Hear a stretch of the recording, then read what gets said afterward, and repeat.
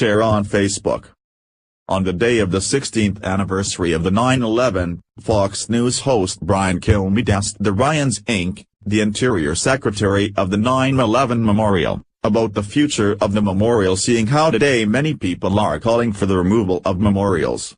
Do you worry 100 years from now that someone's going to try and take that memorial down like they're trying to remake our memorials today? Kilmeade asked. I'm one that believes we should learn from history, Zink replied, and I think our monuments are part of our country's history. We can learn from it. And since we don't put up statues of Jesus, everyone's going to fall morally short, and I think reflecting on our history, both good and bad, is a powerful statement and part of our DNA. Just a day after his remarks, The View co-host Whoopi Goldberg had few words to say to Kilmeade. Victims, 9/11. Perpetrators, Confederacy. You understand the difference? Goldberg stated, talking about the Fox News host.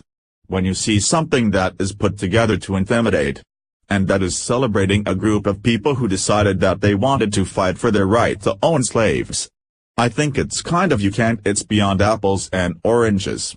Get a book, read a book, crack a book, read something.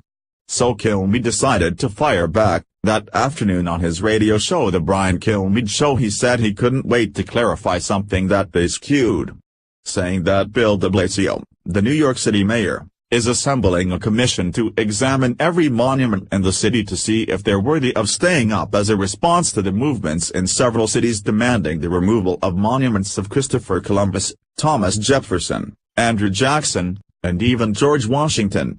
Kilmeade showed Goldberg's remarks on The View to colleague Shannon. They are now putting a definer on the Jefferson Memorial in Washington, D.C. They are now defiling the Lincoln Memorial in Washington, D.C. They are chopping off heads of Columbus, who I don't think fought in the Civil War, but I gotta crack a book, according to Whoopi Goldberg, Kilmeade stated. Bream firstly acknowledged that the slavery was just evil, but then he pointed out the problem that is created when you go around erasing all history given America's complex past. Nobody is all good and nobody is all bad, Bream pointed out. To put your values on people that lived 200 years ago, I think it shows the arrogance of our generation, Kilmeade replied.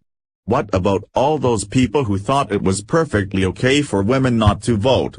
Kilmeade asked. What about all those people that thought it was perfectly okay for blacks to go to the back of the bus? Are they all horrible people? They're brought up in a time where for some reason that was considered the norm. But as a society, we kept getting better. We always keep improving. But you can't say that Thomas Jefferson and Andrew Jackson are bad because you don't agree with everything that they did. If that's the case, then every leader that's ever been is gonna have a statue come down, Bream noted. Please share this post on Facebook with your thoughts. What is your opinion on this? Scroll down to comment below. Share on Facebook.